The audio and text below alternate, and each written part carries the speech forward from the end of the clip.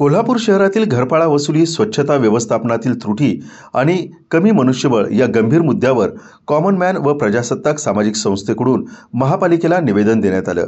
शहरात सुमारे 1,70,000 मिळकती, वाढती लोकसंख्या आणि मोठा फ्लोटिंग पॉप्युलेशन असूनही स्वच्छता विभागात मंजूर पदांच्या तुलनेत अनेक पदं रिक्त तर यंत्रसामग्री अपुरी असल्याची माहिती निवेदनात मांडण्यात आली.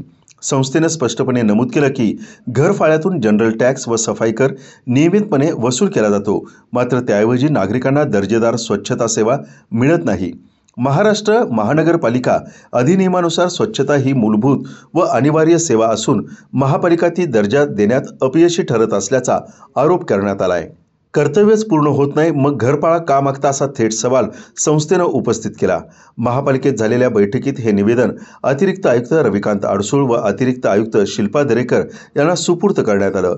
तसेच या विषयावर श्वेतपत्रिका काढून सर्व राजकीय पक्ष व सामाजिक संस्था यांना सहभागी करून खुली चर्चा करण्याची मागणी करण्यात आली.